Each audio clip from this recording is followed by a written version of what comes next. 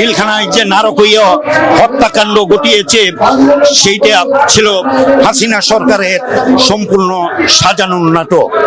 আমাদের এই খুনি শেখ হাসিনা সীমান্ত রক্ষী বাহিনী এবং প্রতিরক্ষা বাহিনীকে ধ্বংস করেছে এই বিডিআর বিদ্রোহ নামে। আমাদের এখন মূল দাবি এই পিলখানায় সংগঠিত হত্যাকাণ্ডের সুষ্ঠু তদন্তের মাধ্যমে সঠিক বিচার চাই এবং আমাদের ন্যায্য অধিকার ফিরিয়ে আমরা চাকরিতে পুনর্বহাল হতে চাই। আমাদের এই খুনি শেখ হাসিনা সীমান্ত রক্ষী বাহিনী এবং প্রতিরক্ষা বাহিনীকে ধ্বংস করেছে এই বিডিআর বিদ্রোহ নামে। এই বিডিআর হত্যাকাণ্ডে আমরা পরবর্তীতে প্রমাণ পেয়েছি যে খুনি শেখ হাসিনার নেতৃত্বে ভারতের সহযোগিতায় এই বিডিআর হত্যাকাণ্ড সাথে জড়িত ছিলেন। তার সাথে আমরা দাবি করছি যে আমাদের এই 18,500 বিডিআর হত্যাকাণ্ডের নামে যে চাকরিচ্যুত জেল জরিমানা করা হয়েছে সেটাকে বাদ দিয়ে পুনর্বহাল করার জন্য দাবি জানাচ্ছি। আমরা 2009 সালে বিনা অপরাধে চাকরিচ্যুত হয়ে মানবতার জীবন যাপন করছি। যেই নাটক সাজিয়েছিল খুনি হাসিনা এবং তার দোসরদের নিয়ে পিলখানায় যে নারকীয় হত্যাকাণ্ড ঘটিয়েছে সেইটা ছিল হাসিনা সরকারের সম্পূর্ণ সাজানো নাটক।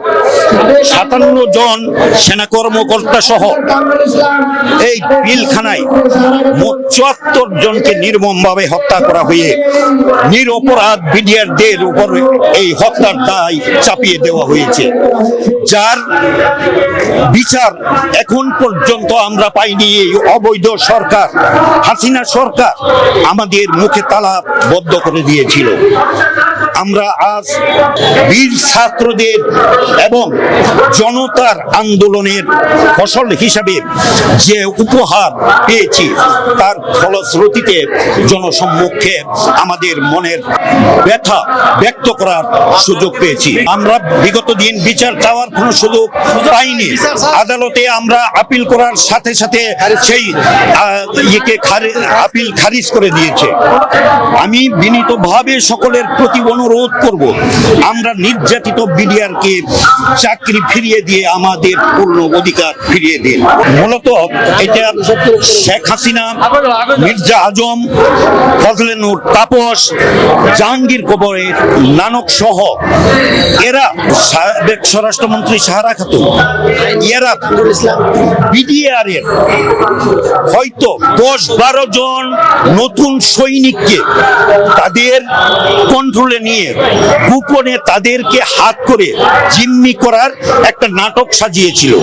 যখন পিলখানা দরবার হলের দরবার অনুষ্ঠিত হচ্ছিল, সেই দরবারে ওই নবীন সৈনিকগুলো জিম্মি নাটক করেছিল। এরপর শুরু করে এলোপাথারি গুলি, যেটা হাসিনার নিয়োজিত কোনো এক সন্ত্রাসী বাহিনীকে পূর্বেই প্রস্তুত রেখেছিল। সেই বাহিনী দ্বারা বিডিআর এর এই সেনা কর্মকর্তাদেরকে হত্যা করা হয়েছে। অথচ এই বিডিআর এর প্রতিটা সৈনিক, প্রত্যেকটা কর্মকর্তাকে অত্যন্ত সম্মান করে এবং ওনাদের দায়িত্ব যথাযথভাবে পালন করে। আমরা এই জেল খাটার পরও আজকে আপনারা লক্ষ্য করে দেখেন, আমাদের এখন মূল দাবি এই পিলখানায় সংগঠিত হত্যাকাণ্ডের সুষ্ঠু তদন্তের মাধ্যমে সঠিক বিচার চাই এবং আমাদের ন্যায্য অধিকার ফিরিয়ে আমরা চাকরিতে পুনর্বহাল হতে চাই। সত্য, বস্তুনিষ্ঠ ও নিরপেক্ষ দৈনিক জনবাণী।